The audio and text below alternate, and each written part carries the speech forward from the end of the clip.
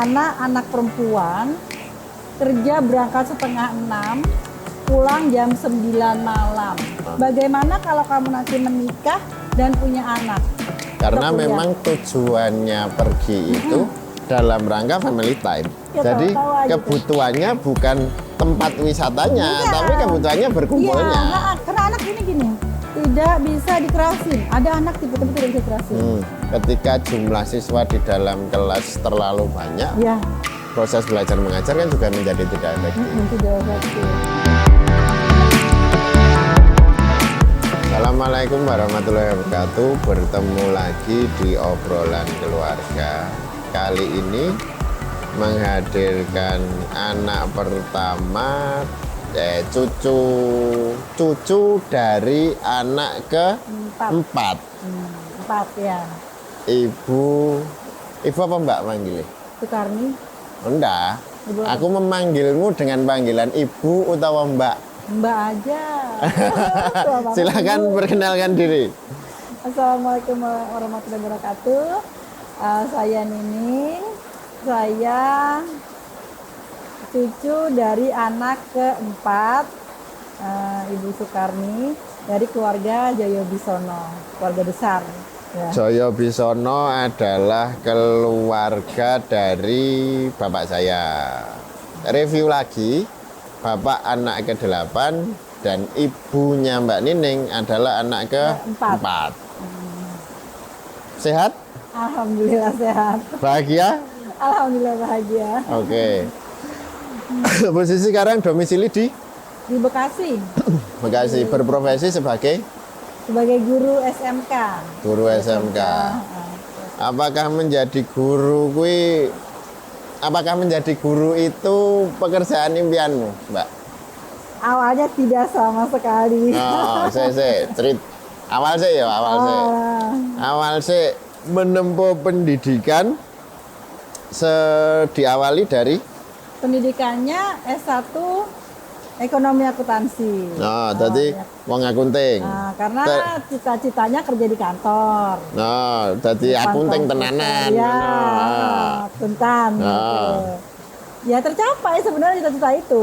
Oh, jadi sebenarnya cita-citamu menjadi akuntan Ya, akuntan. dan sudah tercapai. Sudah tercapai. Terus sudah lulus Oh, kerja kantoran. Iya, sudah. terus kok berbelok menjadi guru? Kuwi ceritanya awalnya piye? Setelah lulus sudah bekerja setahun, hampir 2 tahun, setahunan lah di kantor swasta di Jakarta. Pada suatu hari ibu saya kebetulan guru. Ibu memanggil, "Neng, duduk." Saya duduk. "Kenapa, Mah?" gitu. "Kamu gimana anak perempuan kerja berangkat setengah 6, pulang jam 9 malam." Karena memang kan macet dari kantor itu jam 5, kalau misalnya lembur-lembur sampai jam 7, sampai rumah jam 9 malam. Itu melawan kodrat dalam tanda kutip anak perempuan di keluarga kita. Ya. Sebenarnya mungkin di keluarga yang lain kui sah-sah saja. nggak apa-apa. Tapi di keluarga kita kui menjadi masalah. Ya. Terus. Kenapa rumah itu kok seperti hotel? Kamu berangkat pagi setengah 6, pulang jam 9, makan, Tidur sebentar, bangun lagi jam 5, setengah 6, berangkat lagi. Kok rumah itu hanya singgah sementara sebentar? Bagaimana kalau kamu nanti menikah dan punya anak? Anakmu, suamimu, rumahmu bagaimana? Besok kamu resign dari sana. Nanti kamu kuliah lagi yang namanya Akta 4 untuk menjadi guru. Nanti kamu jadi guru. mati aku. Aku nggak bisa ngajar di depan kelas, gitu kan awalnya. Karena mungkin namanya seorang ibu bisa melihat ya, kan ibu guru. Kamu bisa ngajar di depan kelas katanya gitu. Kamu itu cerewet, kamu bisa berdiri di depan kelas ngajar murid-murid. Aku udah begitu. Wes membayangkan duniamu yang sekarang kamu jalani itu wes indah banget toh. Udah kerja. Wes indah. Putar, Terus kemudian dituntut oleh ibu. Ini nggak bisa nih. Saya Nanti merasa tidak bisa. nggak bisa. Nanti Terus gimana kalau ngajar murid gitu. terus Kemudian apa yang mendasarimu untuk menurut? Apakah kemudian langsung oh ya wis karena dawuh ibu, karena perintah ibu, aku harus ikut? Atau ada perdebatan nganggo ngayal sih ora? Tidak berdebat. Pokoknya Cuman saya bilang, Ma, aku kayaknya nggak bisa dia mengajar depan kelas. Mungkin karena naluri seorang ibu ya. Ya. Bisa, kamu bisa ngajar depan kelas karena ibu mungkin melihat ada turunan dia kan beliau Ya. guru ya. Kamu bisa berdiri depan kelas, kamu ngajar. Terus kamu resign. Ya sempat mikir dikit, Mah, pas besoknya juga ketika saya mau resign, manajer saya bilang, kenapa resign? Kan gak ada masalah apa-apa, apa kamu gajinya kurang gitu. Mah, kata kebetulan manajernya itu perempuan, mau ditanya lagi apa ini. Gak usah, bilang aja terlalu jauh perjalanan. Pokoknya bikin resign. aja alasan apapun, Gak boleh harus sama resign. ibu gitu, gak boleh sama ibu terlalu jauh. Ya udah. Saya terus resign. Saya mengajar dari Jadi tahun 2000. adakah pergolakan batin? Enggak Kan sih, saya ini kan nurut. dunia yang sama sekali berbeda, toh, Mbak? Iya. Saya nurut karena saya melihat ibu juga kan. Ibu kan ngajar, pulang masih siang apa sore udah pulang. Kita di rumah, saya sama adik saya sering bertemu ibu. Saya juga berpikir seperti yang ibu bilang, kamu berangkat 5:30 pulang jam 10 9. gimana? Makanya keluarga kita gitu ya. Oh. Jangankan berangkat pagi, pulang malam. Sing berangkatnya pagi, pulang siang. Ya, Kuwi wae iso masalah kok. benar. Bisa jadi masalah. Benar. Pilihan nek diperhatikan, hampir semua anak perempuan dan Iya. menantu Dan di keluarga menantu kita, juga ya. pilihan profesinya adalah ibu rumah tangga atau guru. Betul. Ya guru ya. Ibu kan juga guru ya. Ibumu guru, ibumu guru. Bude guru. Karena memang guru itu profesi ideal bagi seorang ibu. Iya, benar. Anaknya terurus Ya, dan punya ajang eksistensi diri di luar. ya. Menjadi guru sejak tahun Tahun 2000. Jadi nggak kerasa. 22 Ya, tahun. tidak terasa sudah 22 tahun.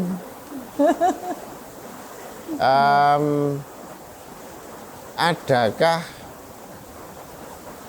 gap penghasilan ketika menjadi akuntan dengan menjadi Ya, guru awal-awal?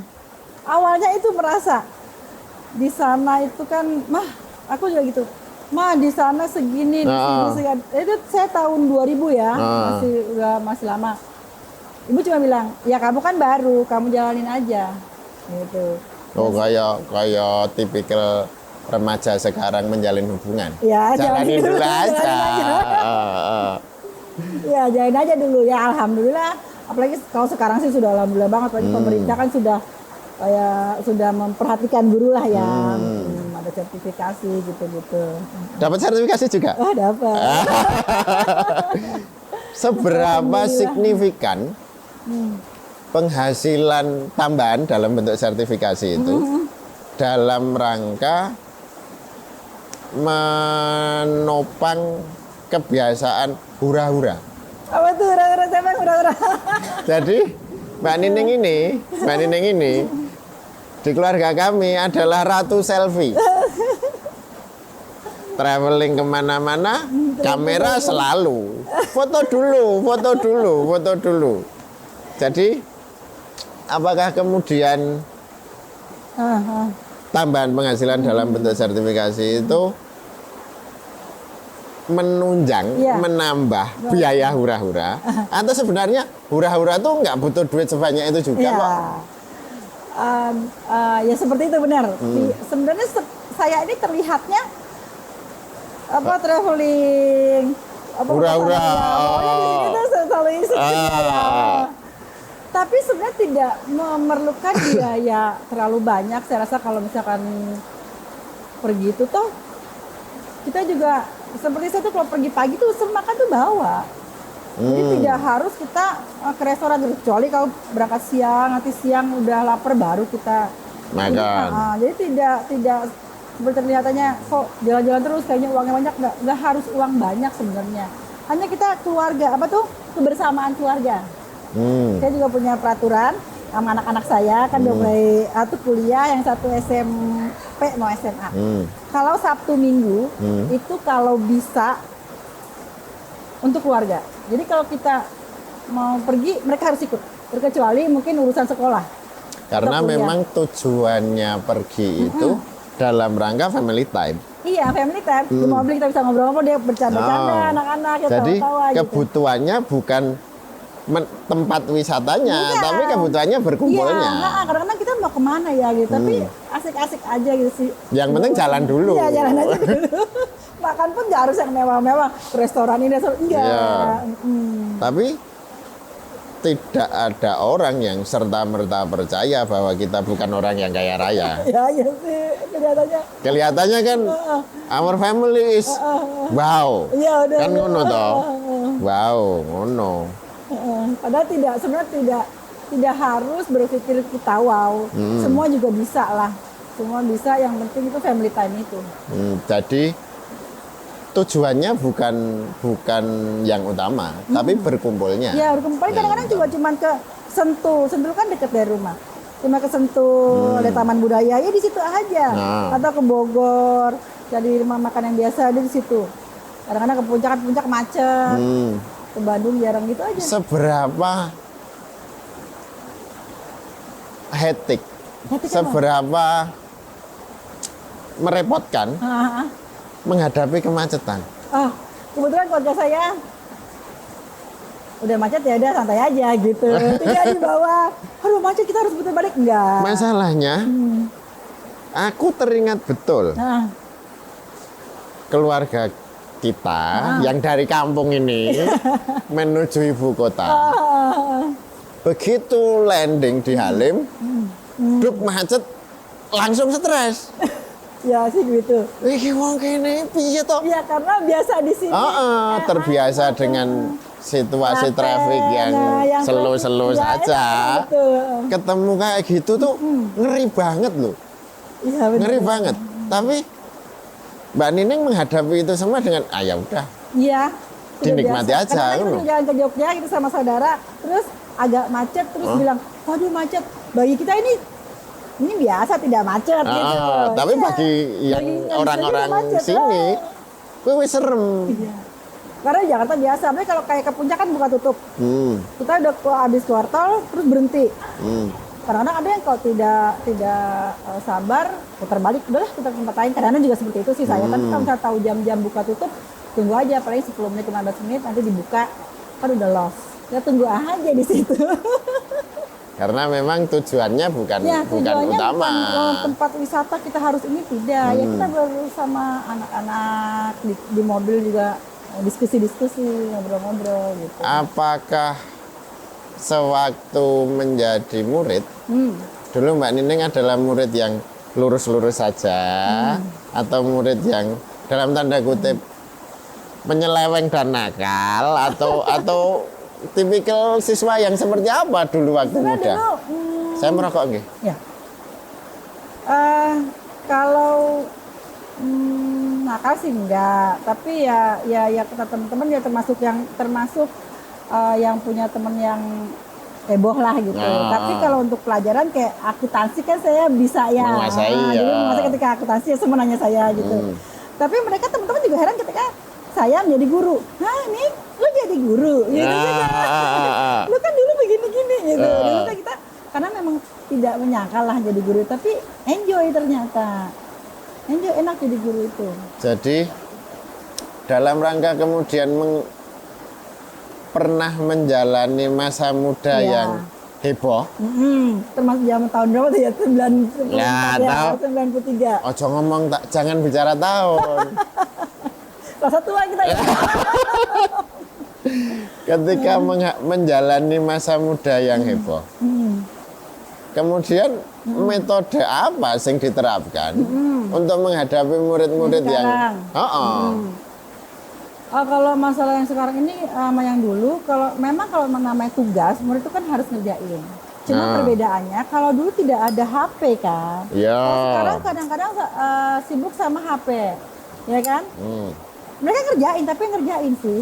Tapi kadang-kadang kan tetap aja buka HP ya, nggak apa-apa sih kalau mereka browsing-browsing. Ya. Tapi saya punya peraturan sih kalau ngajar itu punya peraturan yang tidak tertulis ketika saya masuk gitu saya punya peraturan. Yang pertama tidak boleh pegang HP.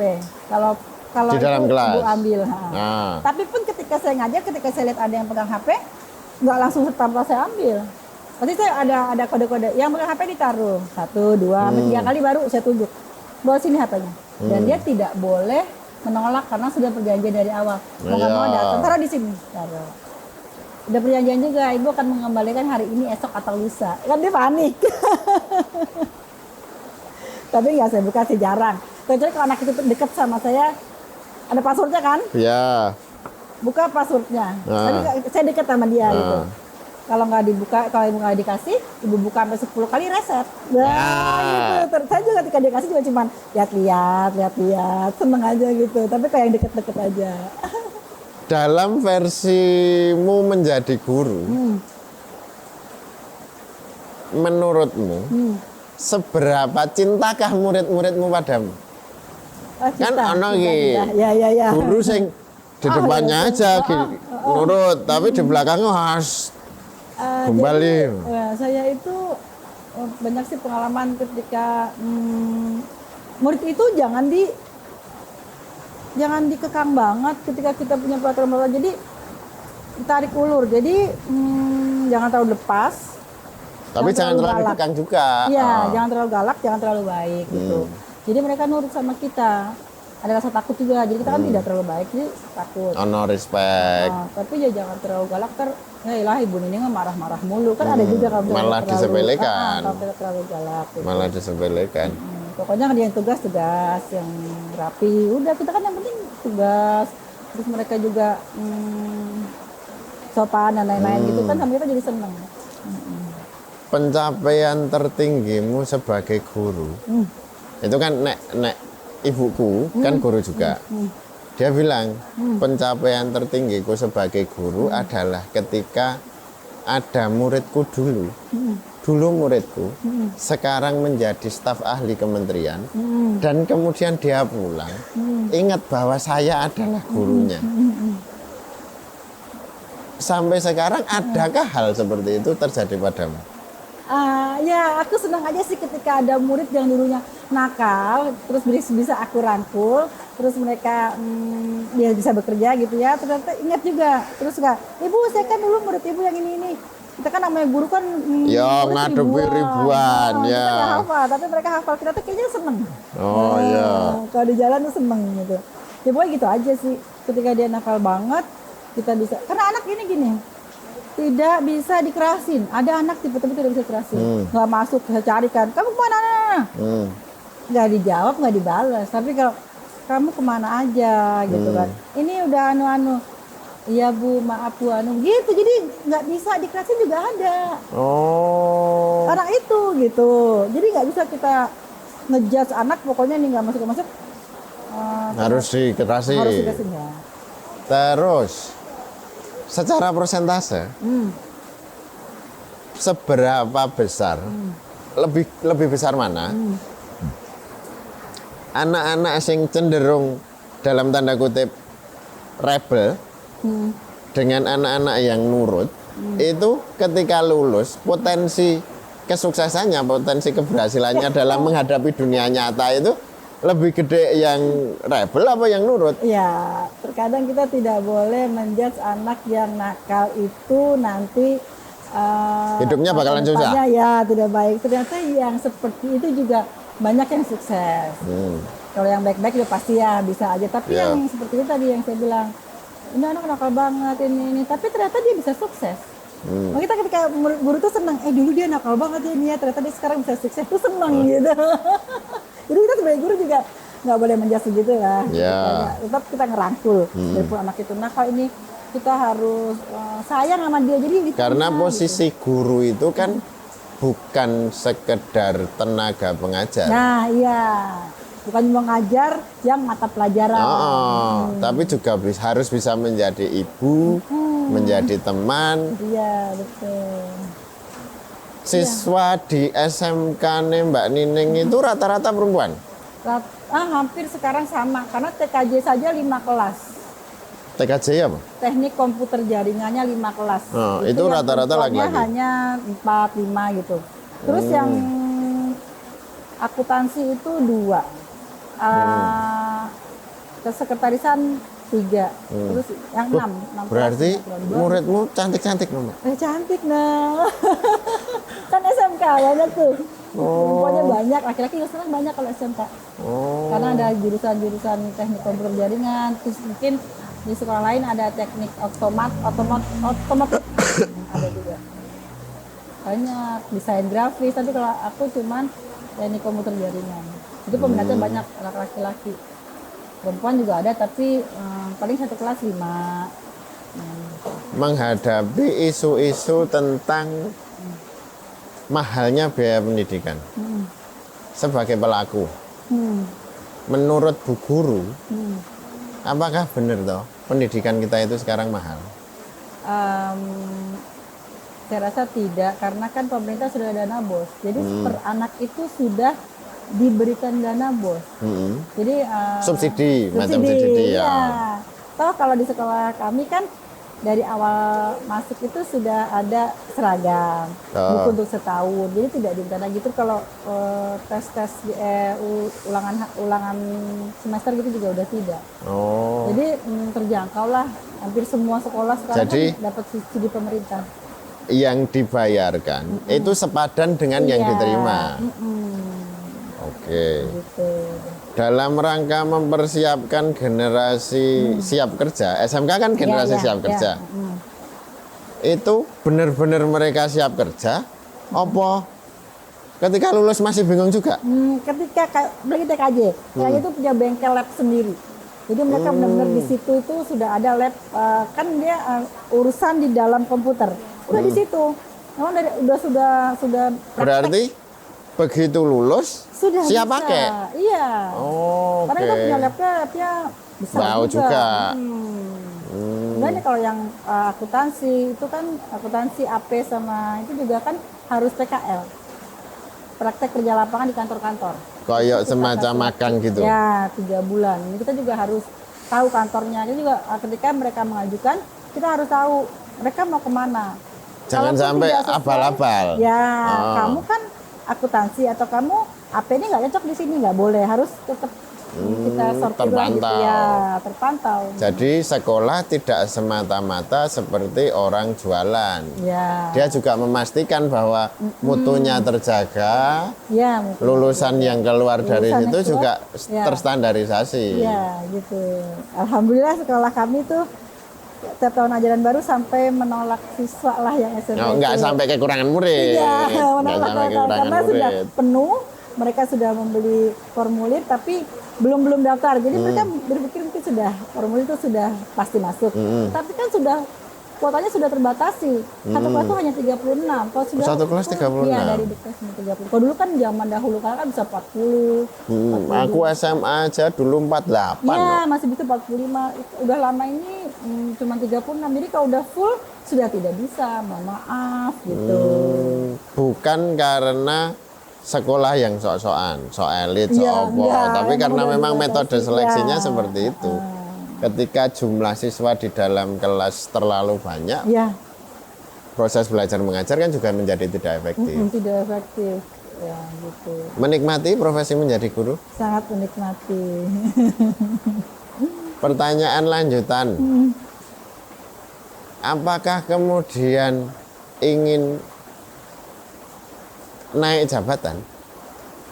Maksudnya Naik guru ini kan Ada, setauku, selain golongan, Iya. ibuku itu dari guru menjadi kepala sekolah, Iya, kepala iya, sekolah iya. jadi apa? Pokoknya ada. Oh. Saya merasanya saya sekarang ini sudah nyaman, sudah cukup. Mungkin kalau misalnya dikasih kesempatan mungkin akan betul. Kalau sekarang ini sudah cukup buat saya mengajar jamnya sekian. Kan kalau mengajar tuh jam sekian pulang kita bisa pulang. Jadi mungkin kalau staff itu kan harus setiap hari Ya. gitu. Sekarang jam kita mengajar selesai ya sudah gitu. Itu kayak buat anak juga di rumah seneng lah gitu, pulang cepat. Anakmu piro? 2. Sing besar? Yang besar kuliah, yang kedua ini kelas 3 SMP mau masuk SMA. Yang kuliah semester 4. Lebih rumit mana menghadapi anakmu sendiri dengan menghadapi anak-anak orang banyak itu? Kadang-kadang mama apa sih bilang HP terus gitu kan. Ini mama bukannya apa, mama ngurusin murid-murid gitu. Jadi kan ada yang bertanya-tanya ini itu. Ya. Dan saya tipe yang kasihan kalau murid bertanya tidak saya jawab. Saya Ya. membayangkan anak saya bertanya sama dosen atau guru Gurunya, tidak dijawab. ha. Karena ada protes tapi nih mama ngurusin ini gitu. Kasihan ya anaknya nggak ngerti masalah PKL atau apa gitu atau di sekolah tugas ini tugas ibu saya belum ngerti, tetap saya jawabin. Apakah kamu juga pengen anakmu perempuan nanti menjadi guru? Dari awal sih sepengen, tapi anaknya nggak mau. Sama kayak saya dulu. Nih kamu masuk ekip ya? Hah? Aku jadi guru nggak mau mas. Sekolah apa itu? Tahun 94. Ya udah deh kata Buntung ayah itu ya. Udah masuk S1 ekonomi gitu kan. Ya udah sekarang anak saya suruh masuk ekonomi gitu kan. Nggak mau mah gitu. Nggak mau mah ekonomi itu udah terlalu banyak. Nggak apa-apa ntar bisa jadi guru gitu kan. Aku nggak mau jadi guru. Sama jawabannya kayak dulu. Aku nggak mau jadi guru. Terus, apakah Mbak Nining ini tipikal orang tua sing menjaga dan mempersiapkan masa depan anak? Pokoknya anakku harus menjadi A agar supaya hidupnya terjamin, agar supaya mulya uripe, agar supaya hidupnya indah-indah. Atau yang penting kamu sekolah, nanti rezekimu pasti ada. Awalnya ya inginnya kita Mempersiapkan. Dit nanti kamu ini. Ketika SMP, SMA, SD, SMP, SMA masih bisa kita arahkan. Nah ketika untuk kuliah kemarin, kamu harus ini, maunya yang harus ini kayak Dit gitu. Nggak mau, aku mau ini. Nah kan kita sebagai orang tua ya mau memaksakan nanti dia nggak menjalaninya nggak Dengan sukarela, dengan bahagia. Yang milih ini gitu. Ya udah sekarang dia aja pilihnya apa, dia jadi senang ngerjain. Alhamdulillah IPK-nya juga selalu Beres. bagus. Jadinya nggak mengecewakan, ya sudah sampai kita pantau aja. Sambil berdoa. Menghadapi anak perempuan yang sudah semester 4. Sudahkah ada laki-laki yang datang ke rumah untuk mengajaknya keluar? Aku belum mengalami itu. Aku belum mengalami itu. Jadi ketika aku membayangkan ketika ada laki-laki datang, Om, Riris mau saya ajak keluar ya. Kui belum mengalami dan bayanganku serem-serem. Iya, benar. Sampai di tes semester 4, setahu aku yang suka banyak. Dan setahu aku juga Dita memprotek dirinya. Aku belum mau pacaran mah. Aku tetap mau konsentrasi. Tanpa disuruh oleh ibunya, kamu harus fokus sekolah dulu. Tidak. Padahal kayak gini, Dit kayaknya dia suka sama kamu. Enggak, aku biarin aja dia suka sama aku. Gitu aja, pokoknya begitu aja. Aku mau belajar dulu. Gitu. Tapi ya sekarang tuh banyak cakep-cakep gitu. Kalau ada yang cakep datang. Tapi teman-teman ini dulu gitu, bareng-bareng sih masih. Mama nggak mau kamu sama itu? Yang itu buat mama aja. Kamu cari yang lain. Enggak. Enggak. Jadi kita pengarahan kadang-kadang udah punya belum, kayaknya dia suka sama kamu ini anaknya baik. Tahu mama tahu mama kenal mamanya gitu. Enggak mau dia. Enggak, aku masih mau belajar. Enggak, aku nggak mau sama dia gitu. Selalu begitu. Kan anakku nggak jelek-jelek ya, cakep ya. Cakep. Cantik ya. Tinggi. Kadang-kadang orang mikir, Mbak Nining, Mbak Dita udah punya pacar belum? Cakep, tinggi.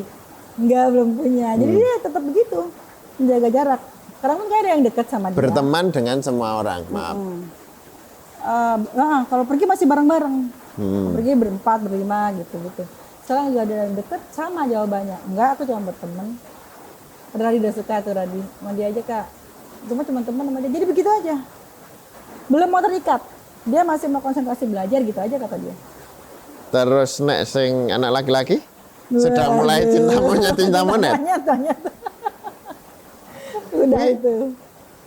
Caramu menyampaikan ke anak laki-lakimu bahwa perempuan itu adalah sosok yang harus dihargai, dijaga harkat dan martabatnya, gue piye? Ya paling seperti itu aja, kalau pergi tidak boleh malam-malam karena orang tuanya pasti menunggu. Apalagi yang pergi sama Radit. Itu mbok sampaikan. Sampaikan. Itu kadang juga, kok belum pulang, cepet pulang.